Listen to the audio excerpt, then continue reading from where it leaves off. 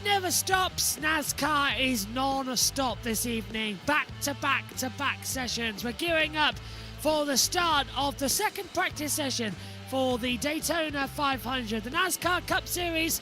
We've done practice, we've done qualifications, we've done the duels, but now they get 2 more sessions in order to make sure that they're set for the Great American Race come Sunday.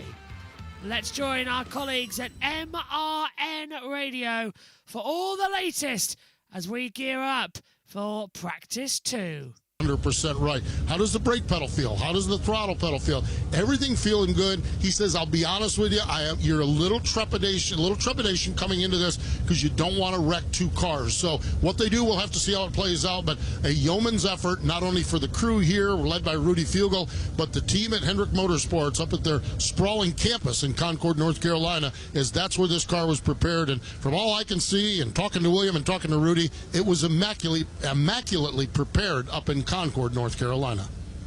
Todd, Alex, you've been going back through the record books. This isn't the first time that a team has had to go to a backup car and has won the Daytona 500 with a backup car. No, you're right. It was William Byron and this same team 2 years ago, their first of back-to-back Daytona 500s. They did it in a backup car. So this is not unfamiliar water for that race team. Back downstairs, Chris Wilner. One of the big stories from yesterday's duels was the drama surrounding Casey Mears, who his Garage 66 Ford is in the show, but you were sitting in the grass damaged. You can hear the car behind us warming up. And Casey, what kind of effort put in by this group, this entire team? Because this car was basically torn to the bare bones about a few hours ago. Yeah, no, it's been a massive effort for these guys. We just didn't have the parts laying around, so they had to rob them off what would have been potentially our Atlanta car if we didn't make the show for the Daytona 500. But since we did, we could rob parts off that car. But the process of taking the parts off that car and then putting them on this one is just really time-consuming. So they've done a great job. We got pretty close. They got to put the splitter on yet and a couple other things. And we obviously got to roll through tech and make sure things are where they're supposed to be. So I don't think we'll make it out for this practice. Fortunately, there's another one tomorrow, and we can get some laps on the track, make sure things are clearance, make sure there's no leaks, and we'll be ready to go. What have the emotions been like, just this whole process? You're in, you're out, the crash happened, then you're watching the guys put it together.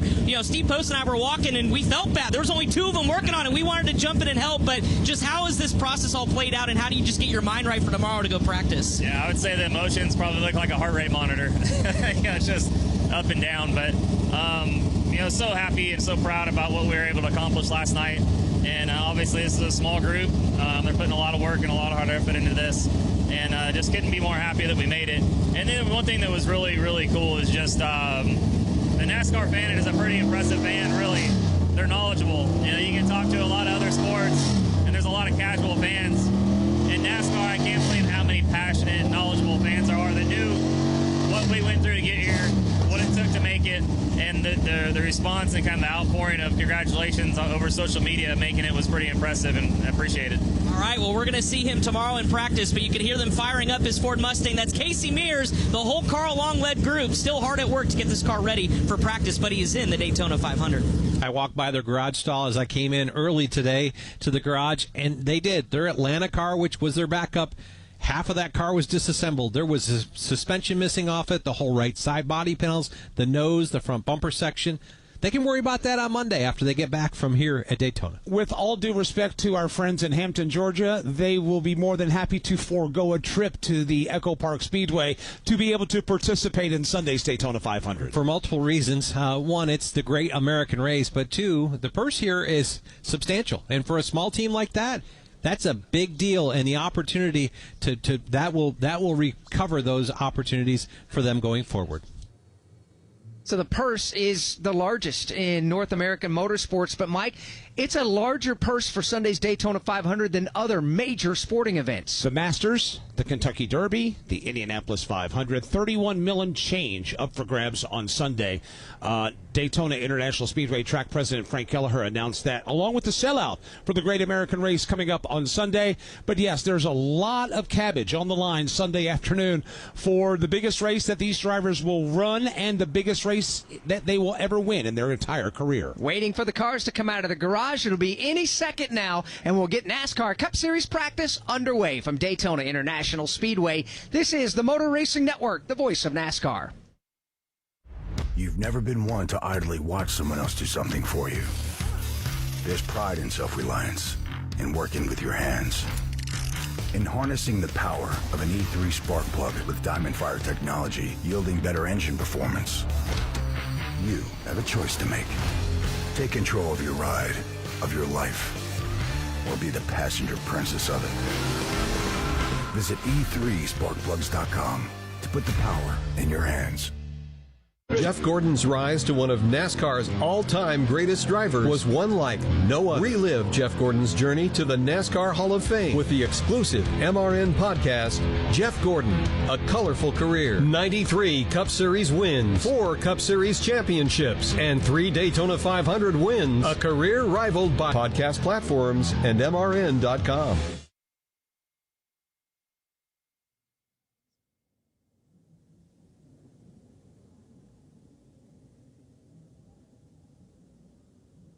We welcome you back to the World Center of Racing on an absolutely beautiful Friday evening. NASCAR Cup Series practice on hand. Cars are beginning to roll out of the Cup Series garage, led by reigning Cup champion Kyle Larson. Kyle Larson now working his way from behind the pit wall and working his way, and the Cup drivers working their way around NASCAR Craftsman Truck Series trucks that qualified earlier this afternoon.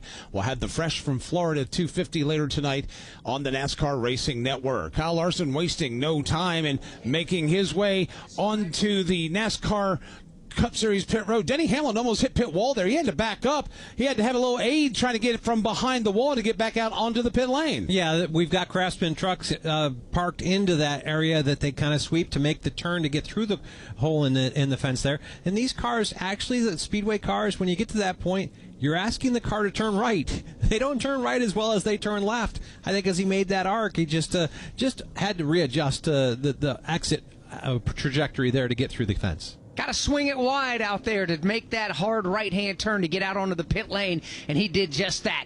Green flag is in the air. The track is open for practice here as the sun begins to set behind turns 1 and 2. Team Penske cars come out of the garage. There's Chase Elliott, Bubba Wallace, Tyler Reddick now, as the entire garage appears to be just about emptying right now. So we see the drivers come out of the garage onto the racetrack, some of them pulling into pit stalls, some of them pulling to the side, some of them just pulling onto the racetrack. Kyle Larson's up to speed. So, Todd, we have had one practice session. We have had qualifying. We've had the dual race. This is the second to last practice for the 500. What's the goal and what the objectives? I know there are probably many depending on what's going on in that garage, but what's the general focus and goal today? It depends on what your day was yesterday. And if you rolled out like William Byron did with a backup car, you're wanting to get this car on the racetrack. You want to go see how it drives, see where it is, come back, see what your travels look like, and make sure that you're getting this car where the other car was.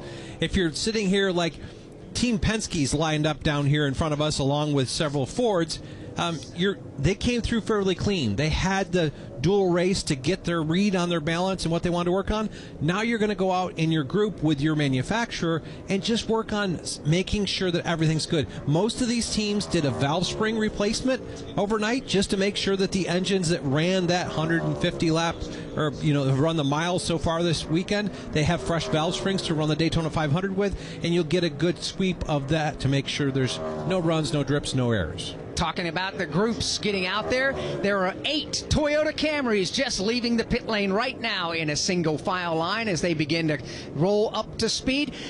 Chris, when you talk about this, Todd mentioned the groups getting out there. What about the Toyotas, or rather, Steve Post, what about the Toyotas as they've just made their way out onto the racetrack? Was listening to Denny Hamlin. First and foremost, you guys just described it, Alex, up there. Orchestrating clean racetrack is one thing. They were coordinating that when that pack was in turn number 3, they needed to roll off from pit road. And you mentioned the 8 Toyotas. I've been listening to Denny Hamlin's communication, and they had to wait for Corey Heim. They had to wait for Riley Herbst. Those cars were a little bit further down in the point standings, so they rolled out on the basis of points. Once they got in line, then it was that battle to find open racetrack, and we'll see how they fare with that. In the middle of it, Tyler Reddick just rolled on by. And Denny cued the radio and said, "Where's the 45 going?" And they said Billy Scott wanted to do single car runs, and so within the Toyota camp they have the right to do that as a team, to run either with the group or solo runs. So Billy Scott, crew chief for Tyler Reddick, is opting for a solo run. The rest of the Toyotas, the 8 of them out there on the racetrack now, trying to get up to speed and see what they can learn in a very coordinated and hand-picked group of race cars.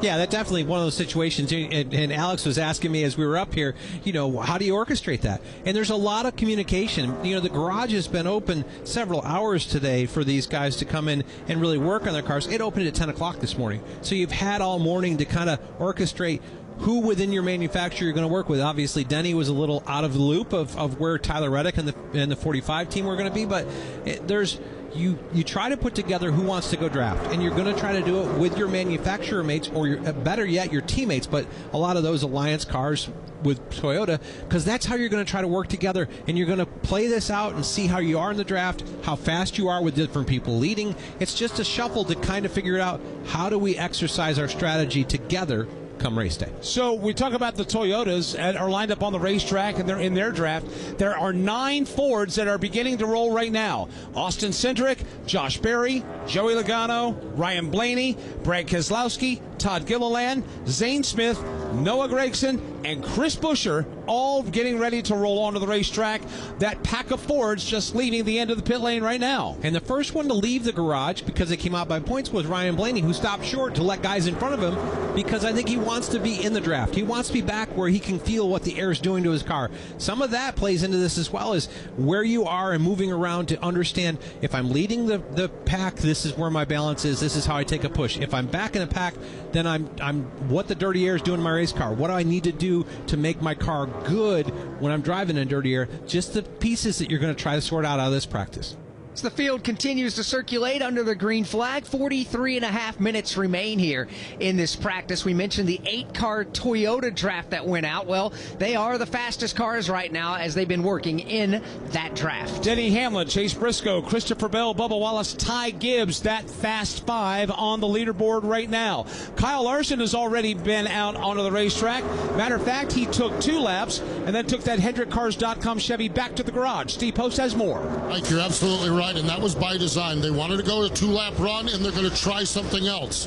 Then they're going to try something else. And so one thing I'm curious about, and Cliff's never going to share this with me, Cliff Daniels, the crew chief, is this learning something for the Daytona 500? Or one of the other factors here is this is the only super speedway test of the season. When we come back here and we go to Talladega Super Speedway, there is no practice session. This is the only practice session. So Kyle Larson has a series of things that Cliff Daniels and his team want to go through. That was a 2-lap run. They've got another short run planned to go out on the racetrack and try something else. So whether they're working on something for Sunday afternoon or whether they're working on something for later in the year, we'll never know that answer. But right now, Kyle Larson on a science mission here with a couple of different things. That's the story of one Hendrick car. Chris Wilner, I see you. You're in William Byron's garage. What are they saying? That's right. The 2-time Daytona 500 champion seeking his 3rd, remember, is in a backup car. Steve Post documented the story of this car being in Charlotte, now back here in Daytona. William brought it in after about a 2 to 3 lap run, said everything feels perfect. So the first big box was checked, and that was to make sure the car ran great. Now they made some slight adjustments, much to like what his teammate Kyle Larson was opting for. Rudy Fugle just said fire it up. He's headed back out to make another run. So the first big kind of question mark was, how is the backup car? So far, William Byron said it's perfect. That's pretty dangerous to hear out of driver of the Hendrick Motorsports Chevrolet.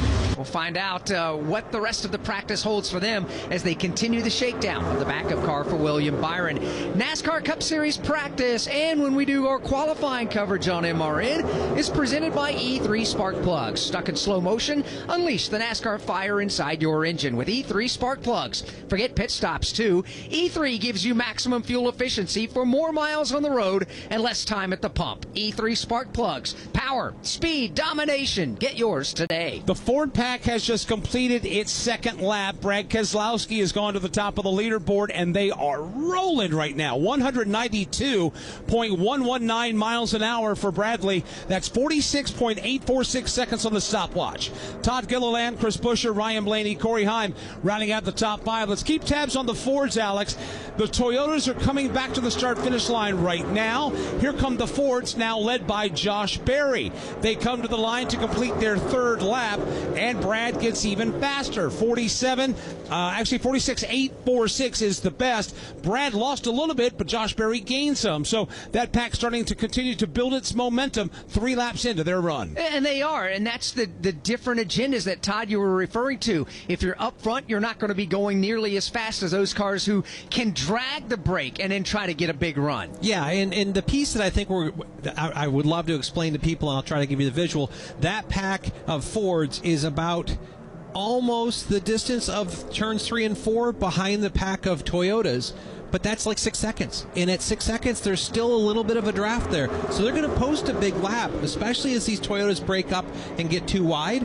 That's going to give them an opportunity to roll even faster lap times. Austin Cindric now, 192.980, 46.637 miles an hour. Noah Gregson, Zane Smith, Brad Keselowski, Todd Gilliland, the Fast 5. That group of Fords right now, Mike, is being led by the Wood Brothers Ford Mustang Dark Horse and driver Josh Berry. Folks, you need to pay attention to this paint scheme. We're going to describe it for you, but the descriptions just aren't going to do it justice, especially if you're a Legacy fan. It is the 50th anniversary of David Pearson's win in the Daytona 500 in 1976, and the paint scheme on Josh Berry's car today goes back to that time and that place. 1976 Daytona 500. Josh Berry just driving out of turn number 4, where David Pearson, who drove that legendary number 21 car, collided with Richard Petty, spinning and crashing across the line, creating that memorable finish in the Great American Race. What a day that was. That paint scheme that David drove that day is on this number 21 car this weekend. On top of the roof, where the driver's name is, it has Josh Berry. However, in the 1976 500 paint scheme, David Pearson's name was on the door right where he climbs in the race car. David Pearson's name is in the exact same spot on this race car right now as Josh Berry decides it's time to stop leading the draft. Let me see what my Ford can do back here at the tail end of the draft. He just put the fastest lap of practice up, 194.095. It's a white car with that Wood Brothers red top going down onto the trunk, but it's also a red nose that siphons itself back up onto the hood and comes to a point. It's a very distinctive look. Now, what is significant about the 1976 Daytona 500? That is one of 8 500s to be run on February 15th. 6 of those have been on the Motor Racing Network. The 76 500, when Pearson and Petty crashed and collided and the Silver Fox won. 1981, when Richard Petty scored his 7th win in the 500. In 1987, Bill Elliott got his 2nd 500 win. In 1998, Dale Earnhardt won his only 500. In 04, his son Dale Jr. won the Great American Race. And in 2009, Matt Kenseth won his first Daytona 500. We have chronicled the 76, the 81, the 87, the 98, the 04, and the 09 500s in what we call NASCAR Live Presents a Date with Daytona. We dropped it on Monday. You can listen to this wherever you download your podcast. Just subscribe to NASCAR Live. Go back and check this out. They're classic archives, great stories. It was a great job that was done by the production team of the Motor Racing Network to put this together. But what a trip down memory lane, and quite a listen back to Motor Racing Network archives of these legendary 500s. And again, the 8th 500 to be run on February 15th happens this Sunday. For more on that legendary paint scheme and today's practice session on the Wood Brothers and driver Josh Berry, let's go to Chris Wilner. Alex, it's always special to see that iconic Wood Brothers Ford run around Daytona International Speedway. And like you guys just mentioned before that topic was the fact that he put up one of the fastest laps here in practice. This is all going according to plan for crew chief Miles Stanley. I talked to him right before they fired the engines. I said, okay, everybody's got different game plans, but what is your specific one? He said, we want to run a long, group session with all the Fords. So they're amidst that right now. They want to go 20, maybe 25 laps max to really see how they can ebb and flow, who could take turns leading the pack, who can fall back and gain runs. It's all about learning for that time of the race. But the other significant aspect will be later on when they practice the hot pit entry. We talked about a little bit about that in the first practice earlier this weekend. But here today, with the sun now setting behind the front straightaway, we're looking at about checkered flag time. We're getting close to that at least. Late in the day, we want to see what these conditions will be like when drivers exit off of turn number 4 and hit their hot pit. Miles Stanley said that they felt like after last year, that was something they really wanted to focus on. So Josh Berry, once this kind of Ford run completes, that'll be the next item of the agenda, is that hot pit entry to make sure you don't speed and cost yourself a shot at the 500. Josh Berry leading 46.700 seconds on the stopwatch, 192.719 miles per hour. Let's pause 10 seconds for station identification on the Motor Racing Network.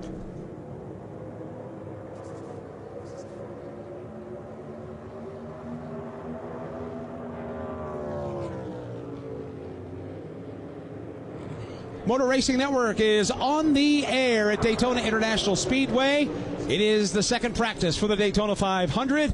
We are under green flag conditions. Cars are on the racetrack, and we're so glad you're with us. Mike Bagley alongside Alex Hayden and Todd Gordon, Steve Post and Chris Milner in the pits and in the garage areas. If you're just joining us, we've had a pack of Toyotas go out on the racetrack, about 8 deep. We've got 9 Fords packed up on the racetrack. Ford's leading the way right now, and we've also got a pack of Chevrolets that's just pulling onto the racetrack. We'll document those in a moment with Josh Berry, the fastest of them all, 46.307. 194.355 for Josh Berry and the Wood Brothers. With 28 minutes remaining in practice from Daytona International Speedway, this is the Motor Racing Network, the voice of NASCAR. iRacing Studios brings you NASCAR 25. Race hundreds of the biggest stars of the sport on top tracks from Daytona to Sonoma. Start your career in the ARCA Menard Series and work your way up to Cup while managing team members, sponsors, and more. Or compete online with NASCAR fans around the world. NASCAR 25, available on PlayStation, Xbox, and PC. Head to NASCAR25.com to buy now. Hi, I'm Kyle Petty, and I want to tell you about a place that's near and dear to my heart.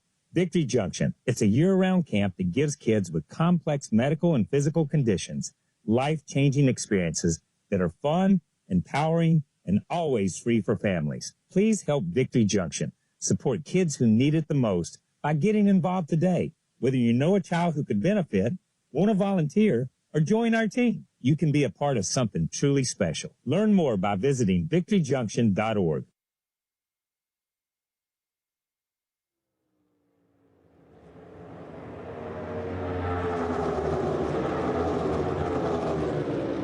Here at Daytona, the pack of 14 Chevrolets have just come blasting by the start-finish line, and they're beginning to sprinkle themselves inside the top 10. Chase Elliott has gone to the number 6 spot in fast speeds out there, but Mike, I still expect them maybe another lap or two. That's going to change a little more. Yeah, it is. It took about 3 or 4 laps for the Fords to get up to full song. The same for the Toyotas.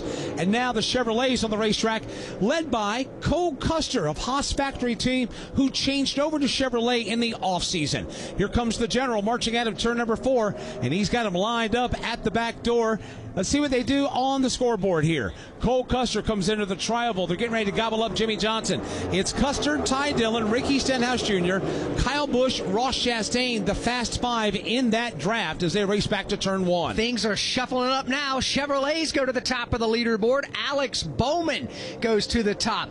Justin Allgaier goes to second. Chase Elliott goes to third. Todd, as Mike was talking, you said, well, 48 and 40 are going to be the fastest. Why? Well, because this group of 14, I think it was 14 Chevrolets, you had like 6 of them that were together. Then there was a gap back to another 4, and then there was a little gap back to another 4. Well, that accordion played forward. The 48 and 40 were the leaders of that third group, and I watched that gap close up. They drafted up to their lead pack and posted a really, really big lap. Well, this Chevy flotilla right now is flying through the tri-oval. Ty Dillon is at the front of it right now. Jimmy Johnson was getting ready to get gobbled up. He just moved to the outside and let that freight train roll on. And Alex Bowman Justin Allgaier, Chase Elliott, 1, 2, 3, forcing Josh Berry back to fourth. Connor Zilic in his Chevrolet right now rounds out the top 5. The rest of the top 10, Zane Smith, Todd Gilliland, Brad Keselowski, Ryan Blaney, and Joey Logano. Let's follow up in the Brad Keselowski garage area. Of course, if you're just joining us here and you haven't been paying attention to NASCAR here in the last few weeks, Brad has just been cleared to come back to Cup Series driving with a cane in the garage here this weekend, as Steve Post can explain. Brad broke his ankle, or broke a leg, skiing back in the month of December, and it was quite a significant break. And Brad has talked multiple times about serious pain and really coming through with recovery, and it took all the way to this week for him to get cleared to race here at Daytona. He's pretty excited about Daytona. He loves racing this track. He's won 7 times on these drafting tracks, once here at Daytona, 6 over at the sister track at Talladega, and he's pretty excited about Atlanta, Echo Park Speedway. When we get to the road course at Coda, he's going to have to see how it fares with that busted up leg. But Brad has been walking around with a cane, finished in the top 5 last night. He's going to start 9th spot in the Great American Race on Sunday here at Daytona, hoping to get a first win in this great NASCAR Classic. So this practice session, we talked about orchestrating it out onto the racetrack, orchestrating it while this Ford group doesn't run. And you guys have talked a little bit about it. Joey Logano was leading it one time, and they said Joey's going to fade to the back. They came on the radio and said, okay, Ryan Blaney was leading it. In turn 1, Ryan is going to slide up the racetrack, and that put Brad at the front of the pack. And want to see what these cars do at the front of the pack, the middle of the pack, and the back of the pack. Even though Brad Keselowski has so much experience at this track, Joey Logano, Ryan Blaney, they're all so good. There's subtle changes with these cars, and they want to see how the 2026 edition of their cars handle out there in this very controlled pack. So a lot of orchestrating, a lot of practice session, and thus far Brad hasn't said anything about the car, good or bad, which that's usually a pretty good sign as well. Well, let me clarify that for you. It wasn't an ankle. It was a femur that he broke. It may not have been on the ski slopes when it was at the ski resort, so we'll leave it at that one. But last time I saw Brad have a broken ankle, that was 2011. I was his then nationwide crew chief. Road Atlanta, right? Road Atlanta. Lost brakes, went out in the trees. It was pretty dramatic. They airlifted him to get him taken care of. Went to Phoenix, or to Pocono that weekend. Won the race. We'll see what he does here. Well, he's on a cane.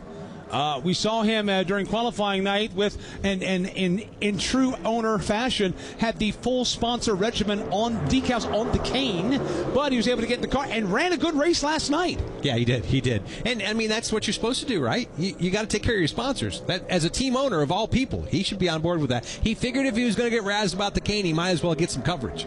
And he got it, and continues to get it here in Daytona this week long. Of course, qualifying was held Wednesday evening. The front row locked in, no matter where they finished in their races last night. Kyle Busch won the pole. Chase Briscoe will start second Sunday in the 68th renewal of the Daytona 500. Kyle Busch here in practice. Let's follow up there in his garage with Chris Wilner. Well, obviously, as the pole sitter for the Daytona 500, his first pole for the Great American Race, you kind of want to approach practice maybe a little bit differently than some others that are recovering some damage or some other scenarios from yesterday's duel. Kyle dropped out of the pack late yesterday. He was done. He kind of knew he was in a situation that was probably not going to be advantageous for him. But the goal today is to just learn in the Chevy camp the push structure, how close you can get on the suck-up, on the runs down the back straightaways, we like to call it. Kyle actually just keyed on the radio and said, I'm getting a lot of nose washout when I start to get close to a car, especially on corner entry. So fighting some gremlins there as far as the handling. But as far as the game plan is concerned, it's pretty simple. Run a couple of these drafting runs with Team Chevy cars, and then the thing I thought that was interesting from Jim Pullman, they want to scuff a couple set of tires. Todd Gordon, I'd ask you, a place like a super speedway like Daytona, why would you want to scuff a few set of tires that you're allowed to have when we get to the race tomorrow? Yeah, on Sunday. I mean, it lets you know that ahead of time, if there's a slight balance vibration or something, you worry about, if you feel a little vibration in these cars, you worry if you got a loose wheel. So if you get an opportunity to go run a lap on these car tires and just get them up to speed, if there's any vibrations, any concerns, that way you've made a lap on those tires and you've already got yourself a baseline to know they're going to be smooth. If we have a vibration on this set, it's something other than the tire being out of balance. So the tires scuffing, you worry about things like that. How much does handling come into play here at Daytona here in 2026? It really doesn't. And because we've slowed these cars down with restrictor plates in the tire that we have here, tires don't make that much of a difference. Getting the car aero-wise to have balance in the draft, that's something that plays. But really, putting stickers on a car here doesn't make a lot of speed just going forward, because you're so limited by power to keep this thing around 200 miles an hour.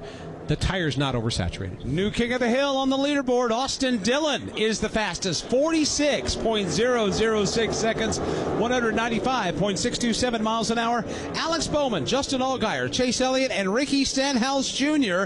are the top 5 from Daytona International Speedway. This is the Motor Racing Network, the voice of NASCAR. You've never been one to idly watch someone else do something for you. There's pride in self-reliance, in working with your hands, in harnessing the power of an E3 spark plug with Diamond Fire technology, yielding better engine performance. You have a choice to make. Take control of your ride, of your life, or be the passenger princess of it. Visit e3sparkplugs.com to put the power in your hands. Motor Racing Network. Hi, folks. Kyle Petty here. I want to tell you about a place that's dear to my heart. Victory Junction.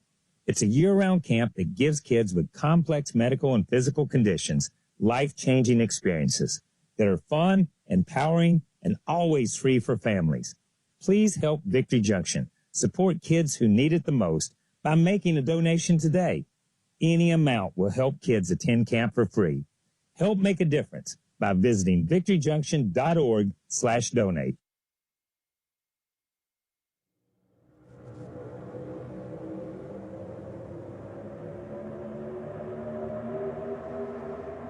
Back at Daytona International Speedway, practice for the Daytona 500 continues. Austin Dillon, the fastest of the drivers. We've got 25 minutes remaining. Folks, don't miss out on this. If you love money, listen up. Grab your Daytona 50/50 tickets now at Daytona5050.com. Support BetTix and go for a $100,000 guaranteed jackpot. That's almost as much as Alex Hayden makes. Must be over 18 and in Florida at the time of purchase. You know, think about it. I mean, you can buy these 50/50 tickets right now, let alone when they start selling them when this Daytona International Speedway is completely sold out. So, yeah, there's going to be a handsome coin going back into your piggy bank when you get out of there. And it supports a great cause. It absolutely does. And by the way, who doesn't love money? I mean, they say it doesn't cure everything, but it can buy a good set of race tires. Let's get an update on 2311 Racing. We begin with Steve Post. We talked about Tyler Reddick going out and running solo car runs. There's a couple of things they're working on out there. The first and foremost, listening to Billy Scott and Tyler talk about this, is the balance of the race car over a longer run. And I say longer run, 7, 8, 9 laps. And they feel really, really good about the race car. Now, they did a pit road run also, so they felt good about his car coming into pit road.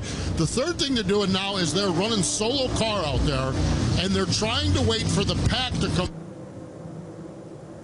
They're waiting the pack to come by, and they're waiting to see what he can do to maybe drop down and try to sniff a draft from the pack. So they're just trying to learn a little aerodynamics here, solo car versus pack run. So when that pack of cars go by, we can look for Tyler Reddick to kind of drop down behind him and see if he can hang on to that draft. So that's what Tyler Reddick is saying. I see Chris Wilner over just talking to Charles tonight, the crew chief for the teammate Bubba Wallace. Chris, what are they saying in Bubba's pit? Yeah, Steve, it looked like a pretty serious debrief. Bubba Wallace is out of the race car talking to Charles Denike at the moment, and I was able to lean in and say, everything okay?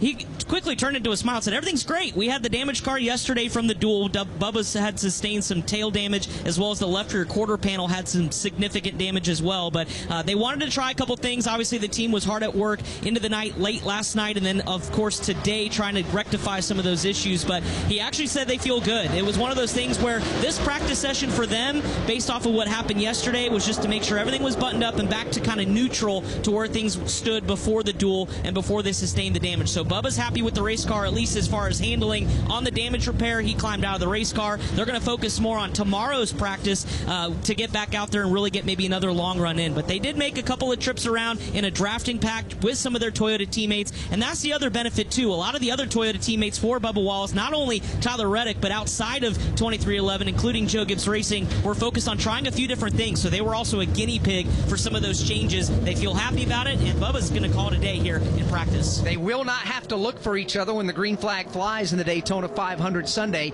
because they're starting together. All four 2311 cars. Tyler Reddick will start the 526th.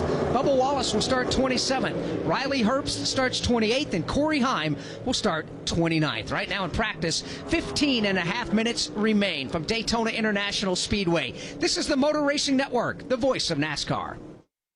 Finding your next car should be simple, except it's hard to know if you're getting a fair price. Car Gurus is the only site in the UK that gives every eligible car a deal rating, from great to overpriced. By comparing similar cars based on price, mileage, features, and condition, Car Gurus helps you spot the best deals so you can buy with confidence. Go to cargurus.co.uk for complete vehicle details without any surprises. That's cargurus.co.uk.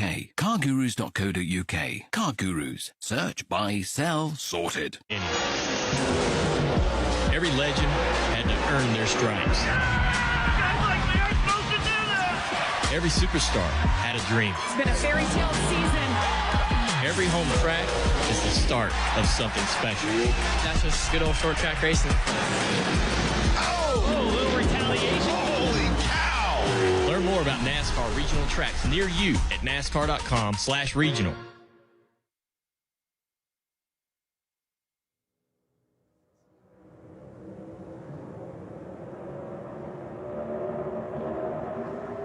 Practice continues here as the lights have come on a beautiful evening. Not a cloud in the sky. As a matter of fact, outside of the pink and light purple hue that is overhead with the sun setting here in Central Florida, you've got the Goodyear blimp floating overhead, a couple of helicopters, a couple of small aircraft from the Daytona Beach International Airport with Embry-Riddle University there as well.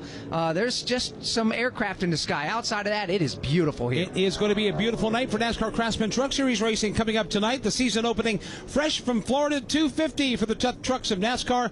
NASCAR Racing Network airtime 7 p.m. Eastern. Tomorrow, folks, we are wall-to-wall and treetop tall with coverage for you. We'll kick it off tomorrow noon with the ARCA Menard Series General Tire 200 at high noon in the east. NASCAR Cup Series final practice for the Daytona 500 comes up at 3.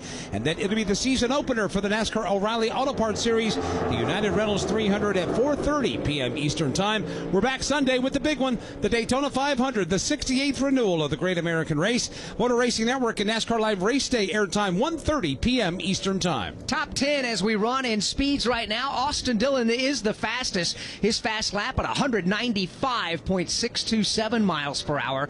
All Chevrolets in the top 10. Alex Bowman is second. Justin Allgaier is third.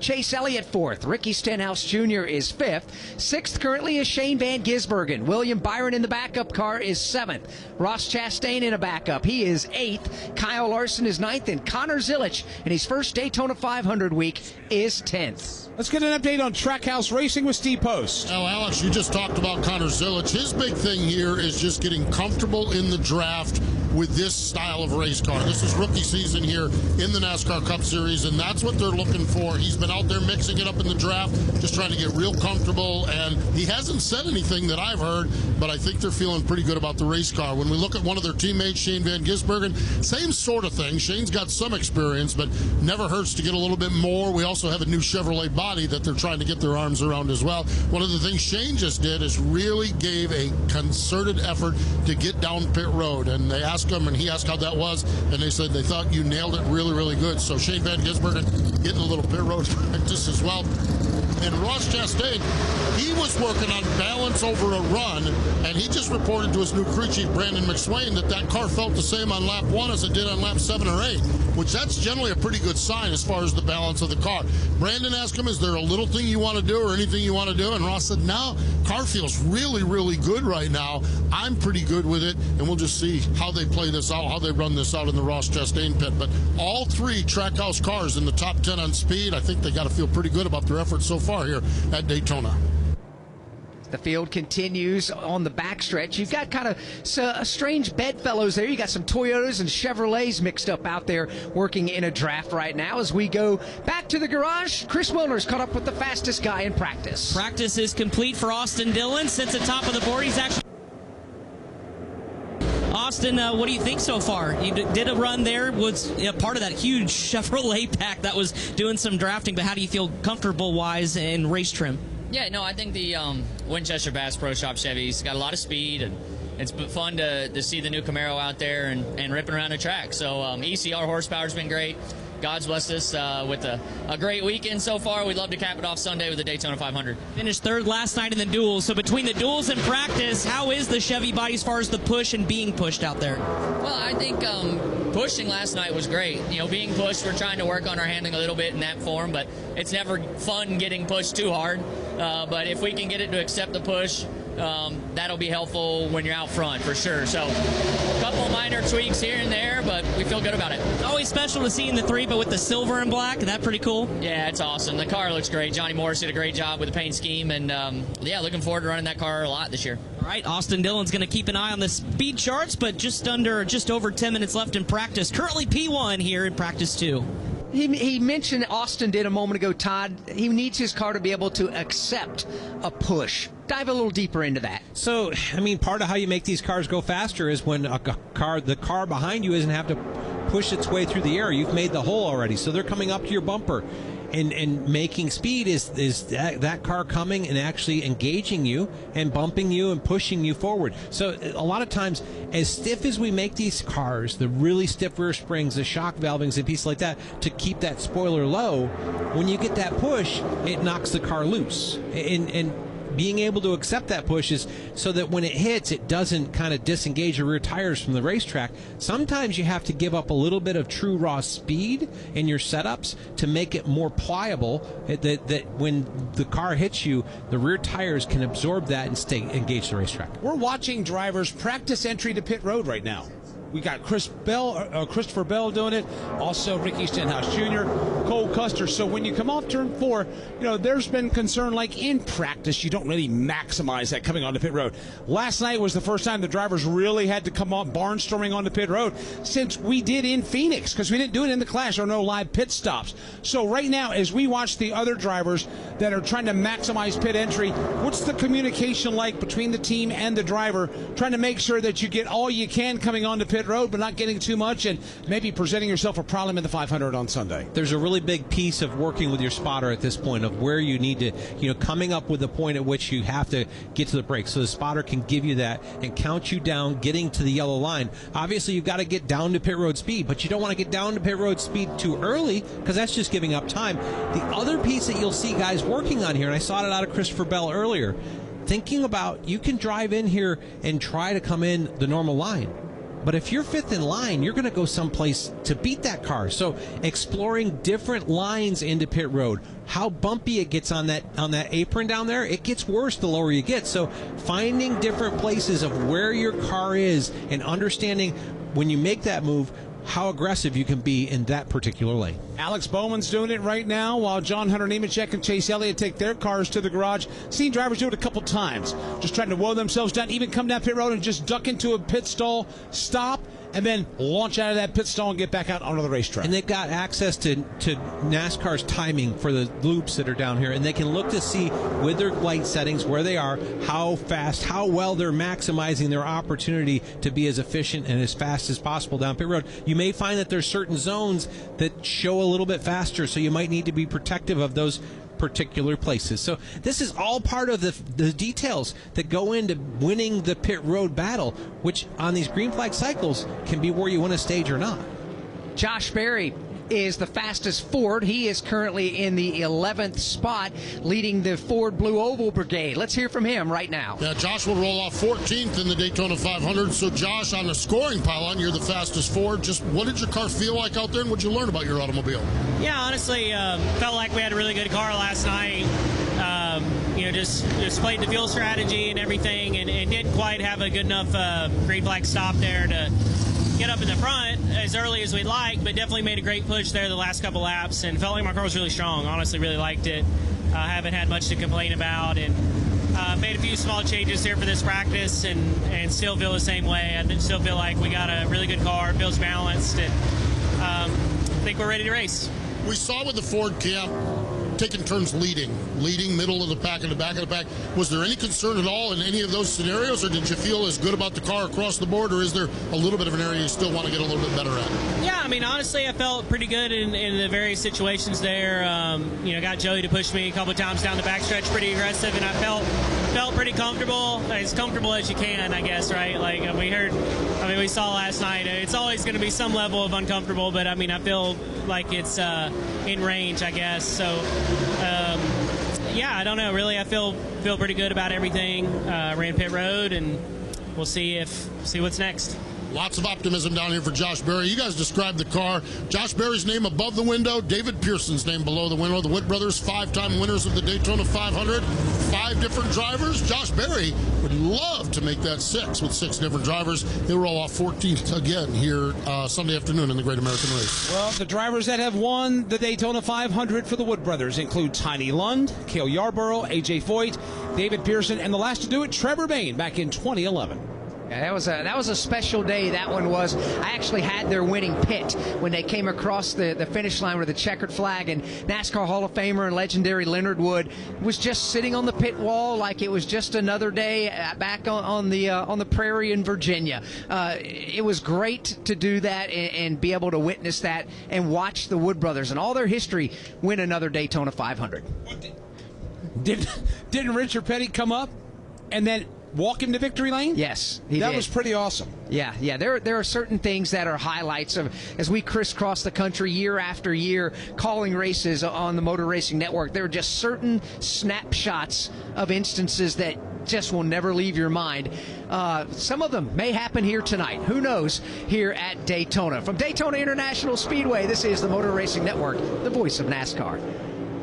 Finding your next car should be simple, except it's hard to know if you're getting a fair price. Car Gurus is the only site in the UK that gives every eligible car a deal rating, from great to overpriced. By comparing similar cars based on price, mileage, features, and condition, Car Gurus helps you spot the best deals so you can buy with confidence. Go to cargurus.co.uk for complete vehicle details without any surprises. That's cargurus.co.uk.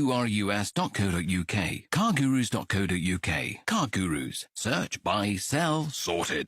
The riders who face Daytona Supercross are built different. Withstanding the most unforgiving and grueling track is not just a point of pride, but of pure grit and determination. This battle can only be felt in person. Witness the action unfold at the only place in Florida where the biggest names will battle it out under the lights. Daytona Supercross is built different. It's built for champions. It's built for fans. The gate drops Saturday, February 28th. There's only one place to be. Secure your tickets and trackside access at DaytonaInternationalSpeedway.com.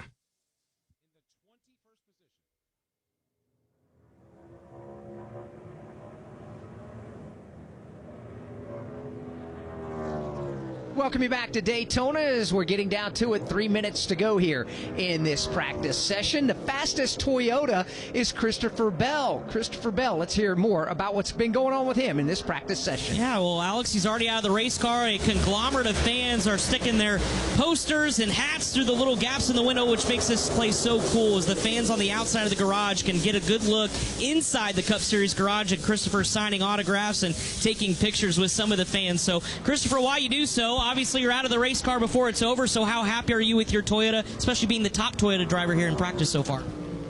Yeah, I think the Interstate Batteries DeWalt Camry is, it's pretty good. We made a couple of balance changes there, and I actually felt a lot different between the first 2 runs. So Chevrolets are really, really fast. Whenever the Toyota pack was out there, it seemed like the pace just wasn't quite as good as the Chevrolets. So that's going to change the strategy a lot going into tomorrow, but really happy with how it drove. Thought we made some good changes from yesterday, and see what happens tomorrow. You see some of these packs have been flow. Different drivers want to lead and kind of see what was the Toyota game plan as far as you guys figuring out, being in the back of the draft and being at the head of it. Yeah, well, the cars drive a lot different if you're leading or if you're following guys. So we try and just mix it up, especially whenever you're out there in your Toyota pack. Give guys different opportunities to see what it feels like being out front, being in the back, see how it closes up on the cars in front of you. I think it's everything I need to compete for a Daytona 500 win, and we've been in position the last couple of years. Just got to go out there and do that again. All right, Christopher Bell, appreciate his time as his DeWalt Toyota is in the garage, calling it a day early here in practice number 2. Right now, the Fords are giving this racetrack a workout. They have packed themselves up again. Matter of fact, here they come again through the trial. Well, Brad Keselowski is leading this group. He's got Chris Buescher right behind him, also Zane Smith, Todd Gilliland, Austin Cindric there. The Fords are taking every opportunity to get every ounce of track time with 1 minute and 15 seconds remaining in practice. And interesting to see two of the later cars in that line, Kyle Busch and Corey Heim, a Toyota and a Chevrolet kind of mixed in the bunch there, attached to the back of that Ford Brigade. Well, you know, we always talk about manufacturer allegiances during these super speedway races. Well, sometimes if you can't be with the one you love, you got to love the one you're with, right? I mean, you've got to go with who you go because you're not guaranteed you can be around teammates all the time. Somebody should make a song about that. I know, right? I think. Yeah. Yeah, understanding what it is and what you can do with other cars around you, I think good to explore that. And I feel like Kyle Busch looks at this. He's got a pole-winning car, but he's got a lot of veteran guys there that he feels like he'll have to race with, that he's attached with. Throw in the fact that this is the only draft on the racetrack right now. So if you're looking to get a little bit more knowledge out there about your race car, this is the one and only opportunity to do it, as we're down to the final 20 seconds as we go back to the garage area. Chris Wilner. Yeah, well, we were talking earlier about Carson Hocevar maybe running the fewest laps of this practice session. I just checked in with the team. He has been out of this race car for a while, actually back at the motor coach, getting ready for the Truck Series event here later on this evening that you can hear on the NASCAR Racing Network. But the team said simply this was a shakedown run. We didn't want to run a full fuel run. We didn't want to worry about doing a drafting series of runs with some of the Chevys there with about 20 laps. Today was strictly just about kind of a systems check, a shakedown run, making sure the balance is still there from where it left off yesterday in the duel. So they were happy with that, and they quickly put it back in the garage and to focus on tomorrow's practice session, which will be the final practice session before the 500. So what I thought maybe been an issue with that car, because there's a lot of hands around it, simply just starting to diagnose, kind of get some of the basic maintenance on it and get it ready for tomorrow. But things pretty happy in the Carson Hocevar camp. Black and red flags are flying at the start-finish line. NASCAR Cup Series practice is over, and will be one practice to go tomorrow for the Daytona 500. Austin Dillon is the quickest. Alex Bowman second. Justin Allgaier, Chase Elliott, Ricky Stenhouse Jr. the top 5. And the rest of the top 10 includes Shane Van Gisbergen, William Byron, Ross Chastain, Kyle Larson, and Connor Zillage. Coming up later this evening, matter of fact, at the top of the hour, the NASCAR Racing Network will have live coverage of the NASCAR Craftsman Truck Series fresh from Florida 250. For Steve Post and Chris Wilner, Alex Hayden, and Todd Gordon, I'm Mike Bagley. Thank you for spending your Friday evening with us. Coming up, top of the hour, the top trucks of NASCAR. We'll talk then. So long, everybody. Motor Racing Network's coverage of practice for the Daytona 500 has come to you from Daytona International Speedway. Presented on MRN by E3 Spark Plugs. Powerful and fuel efficient. Find E3 at your nearest auto parts store. Our coverage has come to you under an exclusive radio license granted by Daytona International Speedway to the Motor Racing Network, solely for the non-commercial use of our listening audience. Any use of the descriptions and accounts of this event without the express written permission of the Motor Racing Network is prohibited. Today's broadcast was directed by Ryan Horde. Broadcast engineer Steve Fridley. Studio engineer Andy Pachanik. Audio engineer Craig Moore. The president of MRN is Chris Schwartz. Follow NASCAR every day at MRN.com. This broadcast was a production of the Motor Racing Network.